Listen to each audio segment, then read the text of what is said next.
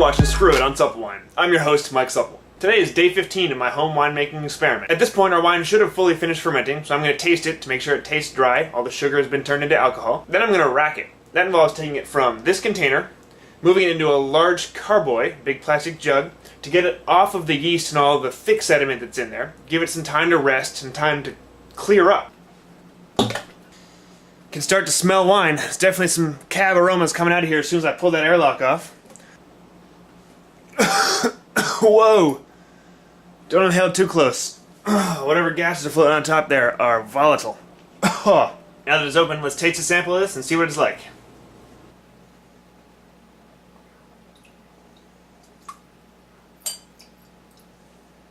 It's fairly cloudy. It's not clear like you'd expect a regular glass of wine, but that's to be expected. There's a lot of fine sediment there, a lot of yeast.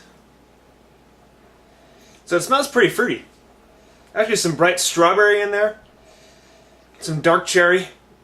Right now it's just really fresh and fruity with a little bit of oak in the top. From those oak chips, you can definitely smell some fresh new oak on the top of that. It's about not overly complex, but that's, it smells pretty good. Give it a little taste here. Okay, it's definitely dry. That's what I'm tasting for. I don't know if it's supposed to taste like a full complex wine yet. This is the first time I've made wine, but it doesn't taste sweet. The sugar has all been turned into alcohol, so from that standpoint, we're good to go. Otherwise, it doesn't taste overly complex. Definitely has some fruity characters in there, but it's not too impressive. So I'm hoping over the next month or so, as we let it rest and as it all comes together, and it'll build up and it'll taste a lot more impressive. Because right now, it just tastes kind of like some adequate, not very good, sort of watered down wine. But we'll see.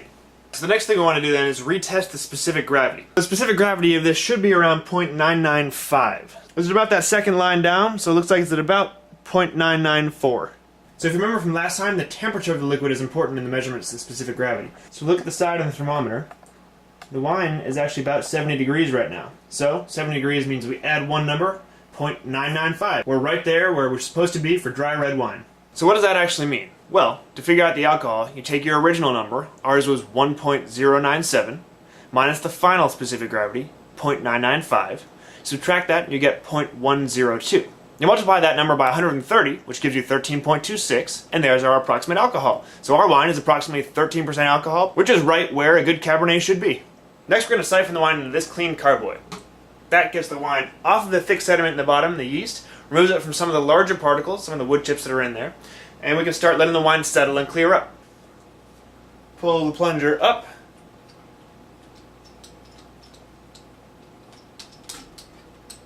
And get that siphon going.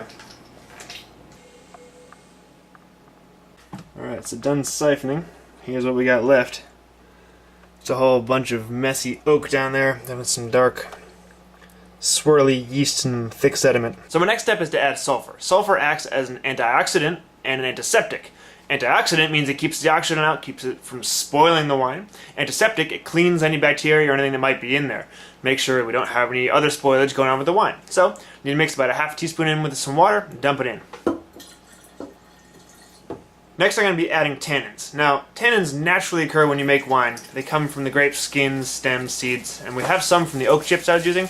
But because we're using concentrated grape juice, it probably doesn't have as much tannin as it normally would if we were using crushed grapes. So we're adding a little bit more tannin. Tannins help stabilize the wine, and tannic acid helps wine age. Okay, next we add sparkleoid powder. Now what this does is it helps take all that fine sediment in there and binds it all together and drops it to the bottom to really clarify the wine. So we can rack it again, take the wine off and leave the sediment in the bottom right before we bottle it, and get it ready, make it nice and clear and look like a good wine without stuff in it that we don't want to drink. It's best to have the level close in on that neck so you don't have a lot of oxygen exposure. They recommend using a similar type of wine or water. I'm a little skeptical about using water because I don't want my wine to taste watered down, but I also don't want to be spending more money on this project and then throwing in some other wine and making it taste like that other wine. So I'm going to go ahead and just use the distilled water and see, give it a fair test of the kit. If it ends up tasting watered down, then obviously that's something to know about going forward. Stick the fermentation lock back inside there. And we're going to let that wine sit for about 21 days, let it clarify, let that sparkleoid powder do its thing, get all that sediment down to the bottom, and then we'll rack this and do this process again.